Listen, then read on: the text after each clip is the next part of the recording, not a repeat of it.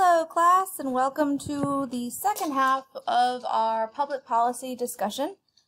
This time we're going to be talking just about 15 slides on the fiscal policy, or how we finance the state of Texas. So fiscal policy in this nature is going to be considered how we, or the state of Texas, influences the economy through taxes and spending. Okay, so how we generate revenue and then how we spend that revenue. So first of all, we have to look at something called public goods and services. Okay, these are things, goods and services are things that governments use to service their residents. And they are categorized in two special ways, or based on two special features. One, non-excludability and non-rival risk consumption, or non-exhaustion.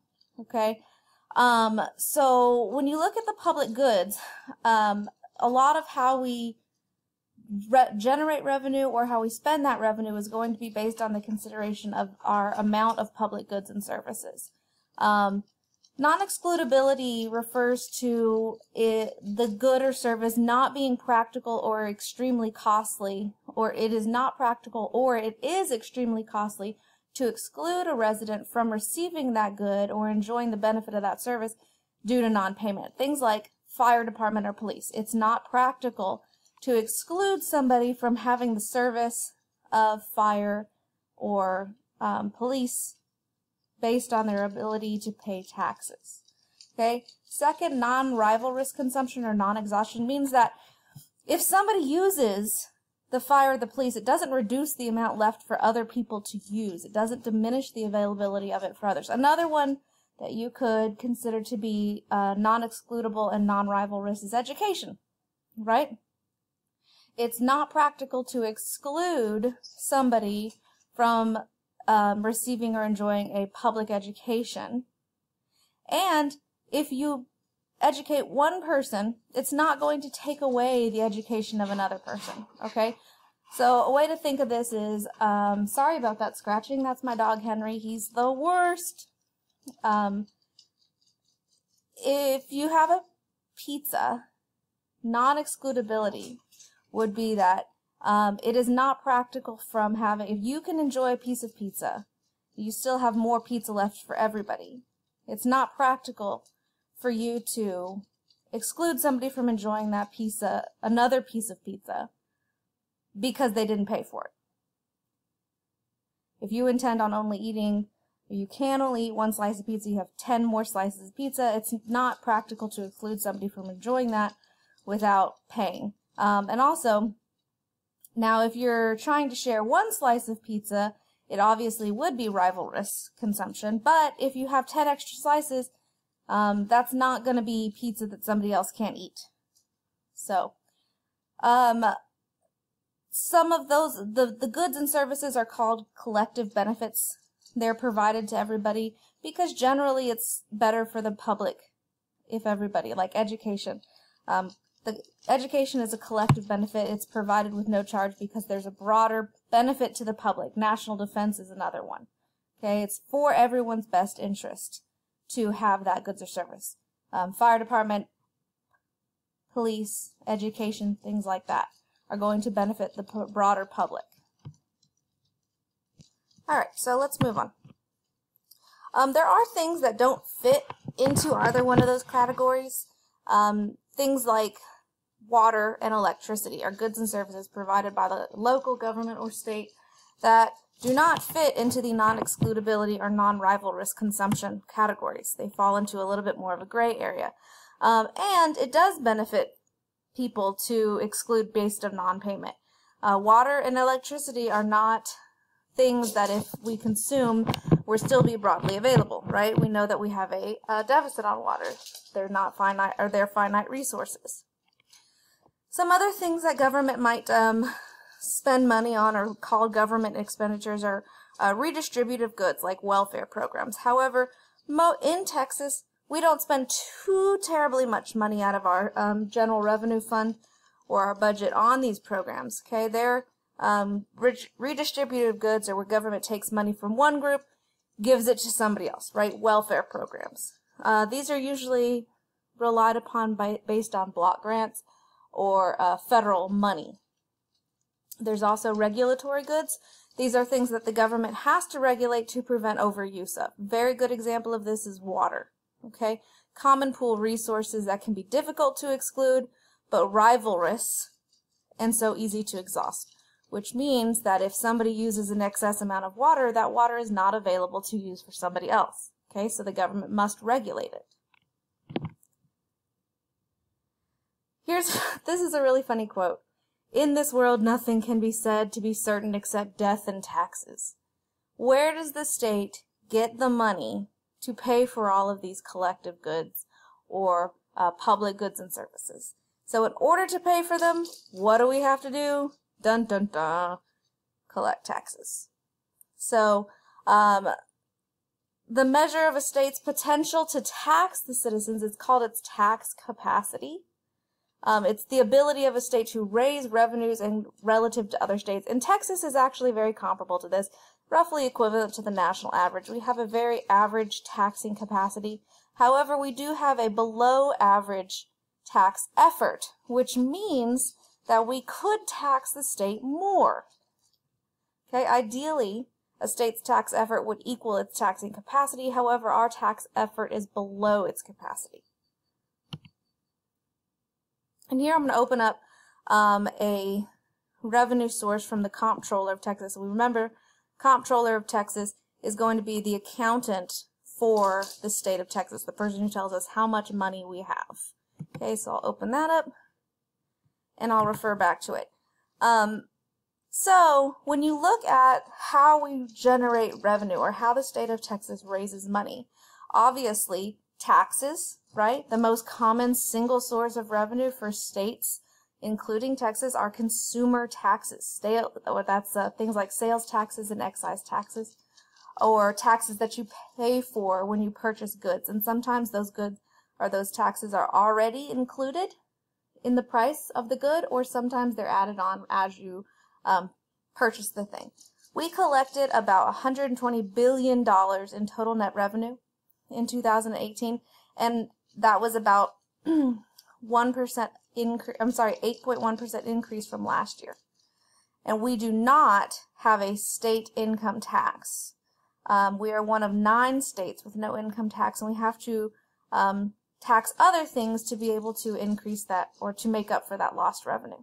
Okay, so most of our revenue, about 62%, is generated on our own through taxation and other sources, which we'll look at.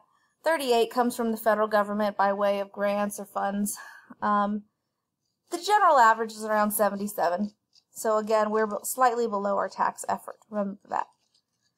So the general sales tax, these are just regular sales taxes that we have for the state, is at 6.25%. In the state's single largest tax source. That's 13th highest sales tax in the nation. Most food products are exempted from this, unless they're already prepared. There's some other stipulations as well. There's also some certain exemptions that have been criticized, like the pink tax. These are taxes on feminine products like tampons and things like that. And then we have additional 2% for local governments to add for local use. Local governments and additional taxes. So our total max combined sales tax is 8.25%. So whatever you buy, add 8.25%, and that'll be the average. Okay. You can see here, and I've added just for time and efficiency, if we go back to this fiscal year, last fiscal year, you can see where we're getting all of our funds, our general revenue. We collected 26.6% of our general revenue sources from sales tax. That's about a 10% increase. There's so many other taxes, and I have broken these down in the PowerPoint, so don't worry about which ones they are. And then you'll see here other major sources: federal income tax, lottery, things like that. And our total net revenue, $120 billion. Whew, money. So, Outside of our sales taxes, you'll see we have also the motor fuels tax. These are taxes about 20 cents per gallon on gas and diesel, contributed about 3.1% of our total revenue. It is one of the lowest rates in the nation. I don't know if anybody has ever gone to somewhere else or like California. Gas is substantially more expensive. Substantially more expensive. It's crazy more expensive. 75% of this revenue is allocated specifically to road construction, maintenance, and policing for the state. Okay, they have not increased that 20 cents per gallon in response to the rising costs, which means that a lot of local and state highways have begun implementing toll roads. You may have seen that. In fact, 281 has a toll road that they're trying to discuss. Sorry about that. That was Henry again. He's the worst. There's a severance tax, a tax that's on the extraction of natural resources. You can see that severance tax is up here. Natural resources like natural gas and oil production. It's going to be about 4%. Not really the highest. Franchise tax, again, is going to be a tax on business profits, very low as well, 3.1%, because there's a lot of subsidies and exemptions for business taxes. There's also something called sin taxes. Sin taxes account for about 2.2% of our general revenue, and they're on things like cigarettes, gambling, and alcohol. Cigarette and tobacco, alcohol, even your net lottery proceeds, gambling.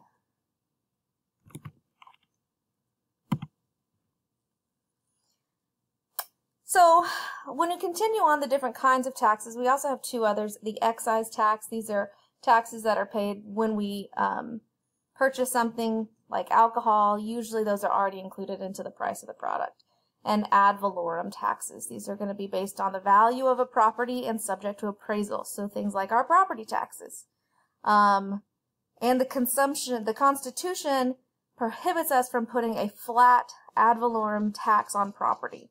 Okay, so these are going to be local, and they are going to vary between property values across the nation. So you can go from one area with low property taxes to a different area with much higher property taxes. It's done by local governments and counties. Okay, so I'm sure many of you guys have heard about progressive taxes and regressive taxes. Progressive taxes are taxes that higher rates of taxation for people with higher incomes, right? If you're in a higher tax bracket, you'll pay a higher percentage of overall taxes. If you're in a lower tax bracket, you'll pay a lower percentage of them, something more equivalent to what you could afford as a lower income individual. Regressive taxes, on the other hand, take disproportionately the amount of income from people with lower incomes. So we'll look at the sales tax tends to be regressive because disproportionately affects lower income individuals. There's also something called a proportional tax, and that's going to be something that takes the same percentage of income from all citizens. So if you make $100,000, 20% of that, or if you make $20,000, 20% of that is proportional. There is nothing in Texas, no taxes in Texas are proportional. But if you're looking for an example of that, you might see the Medicare, the federal Medicare tax. We have, regressive taxes are extremely unpopular. We have the second most regressive tax system in the country. We're considered part of the terrible 10, in which, for example, a family with the lowest percentage of income will pay about 12% more in income taxes than somebody in the highest income bracket. So the lowest income 20% pay about 6 times more than incomes of their wealthier counterparts.